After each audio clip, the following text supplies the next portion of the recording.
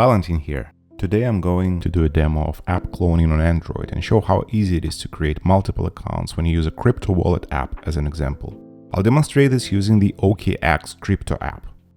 OKX is a very large crypto app which I'll install to my Android Pixel 9 phone.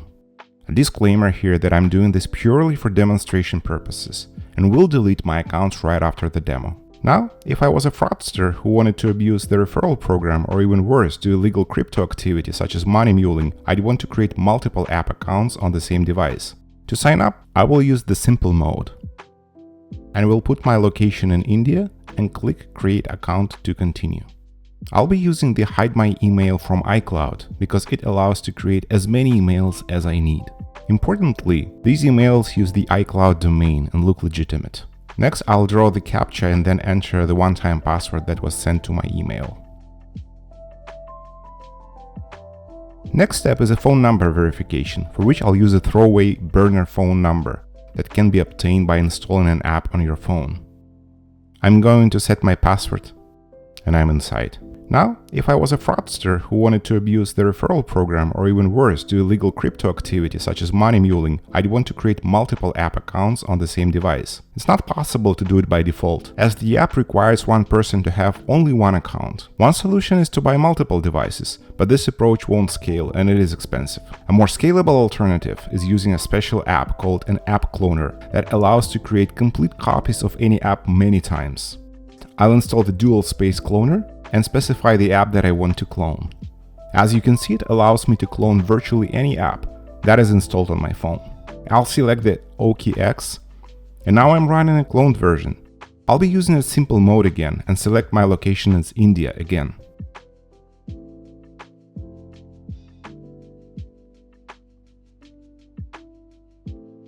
I'll use another throwaway email from the iCloud Hide My Email service. I will drag the CAPTCHA and then confirm my email using the 6-digit OTP that was sent. I will use another one-time phone number from a virtual provider that allows me to confirm the OTP. I'll confirm it with the 6-digit code that was sent, and I'm inside again. Second account in the cloned app. Why having multiple accounts is useful? I can abuse the referrals to make money, I can do money muling, do illegal transfers, and many other things as a fraudster. Now I'm going to build an Android application to show how we can protect it from application cloning using Fingerprint Android SDK. I'll modify the build files that we have on the module level and on the application level. We'll add the first dependency to OKHTTP in the dependencies section and the second dependency for Fingerprint Android SDK version 2.7.0, which is currently the latest version. Another thing that we need to modify in settings Gradle is to add the Maven repository URL for Fingerprint Android SDK.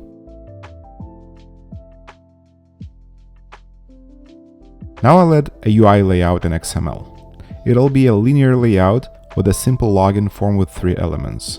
One input element for the email, another for password, and a submit button. Next is the main activity class. I'll start with all the needed imports.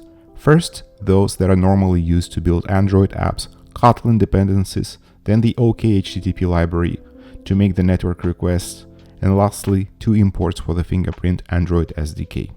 Then in the activity class, I'll be overriding the onCreate method from the base class and adding standard things, such as calling the super method and connecting the layout. Now I can add the fingerprint initialization code. I'll create a configuration for the public API key and the region. You can obtain the public API key in the Fingerprint dashboard.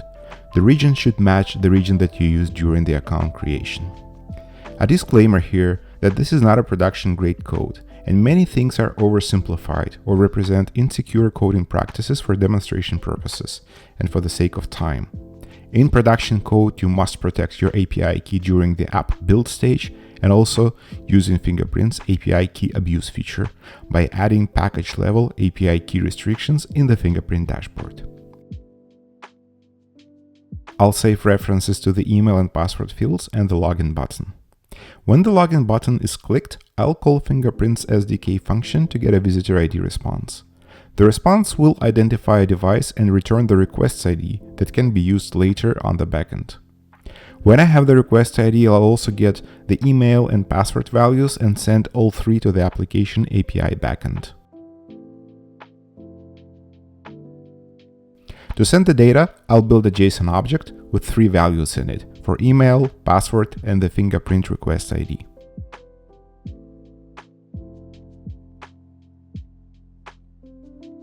As a reminder, the request ID value came from fingerprint identification response, which is triggered after the login button is clicked.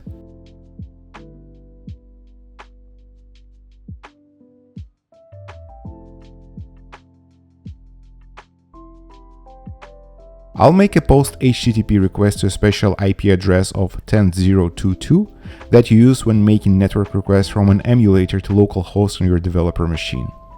When I get back the response, I'll be using a coroutine to show notifications in UI to tell if the login was successful. If the login was unsuccessful, I'll show the error directly in the toast message.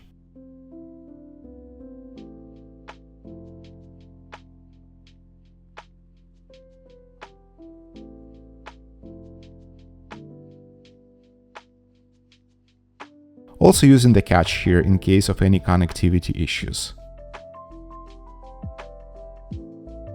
Okay, this was the main activity, and now we're going to the app manifests. We have a standard manifest here. I'll add one permission to connect to the internet that almost all Android apps have. I'll specify to use the activity we just created as the main launcher activity. I'll highlight the important detail. I'll allow the unencrypted, clear text requests to the backend during the development. You must always use HTTPS, ideally TLS 1.3, and never use unencrypted communication in production. This is only for development and demonstration purposes here. Now we need to build a simple login API backend.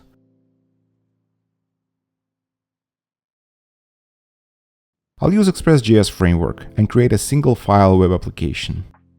It will have two dependencies, one for Express and another for Fingerprint server library. The web app will use the port 3000. Additionally, I'll add a JSON decoding ability from Express.js. I added a simple helper function to validate the login by comparing email and password with hard-coded values. The hard-coded values for email is fingerprint@example.com and password is secret. This is not the type of code you should use in production, and I added it here just for convenience to simplify the login validation process. In production, you'll use a database to store the hashed passwords or use a third party to handle your authentication needs, such as dscope.com. Next step is to specify the secret API key to talk to the Fingerprint server API. In a production API, you'll never hard-code an API key directly into your source code and instead use an environmental variable or a secret manager API. I'll again specify the global region, which should match the region you picked when creating the account in Fingerprint dashboard. Fingerprint supports 3 regions: global in the US, EU in Germany, and Asia in Mumbai, India. To process the incoming post requests, I'll add a handler on the root path. It will get the JSON object from the body and read 3 values from it: the email, password, and the request ID. I'll use the helper function to validate the login that I created earlier. If the login credentials are not correct, I'll return the HTTP status 401, which means unauthorized, and also include the plain text response that the email or the passwords don't match. If the login credentials check was successful, I'll make a server-to-server API call to Fingerprint API using the node library we added earlier. Specifically, I'm interested in one smart signal called clonedApp detection, so I'll read the value from the event, products, clonedApp, data, result. If the app was cloned, I will return the HTTP status 403, which means forbidden, including the plain text value that the cloned apps are not permitted. Finally, I'll start the server on port 3000 and write it to console. Let me return to the Android app and launch it. I'll first launch it in the original, uncloned version and use an incorrect email to see how the login will fail. I'll use hello@example.com and click login. You can see that the login attempt failed because the email didn't match the hard-coded value. Now I'll use the correct email of fingerprint@example.com and see that the login was successful. The interesting part is when I use the dual space app that I used before to run the cloned version of our tiny Android app. I've already cloned the app, and I'll repeat the same steps by first entering an incorrect email to see the login failing. Then I'll use a correct email and password, but the login fails again with a message that cloned apps are not allowed. Of course, in production you can handle it in a different way. This is the result that we wanted, using Fingerprint's cloned app detection smart signal on Android to protect your login page from abuse and fraud.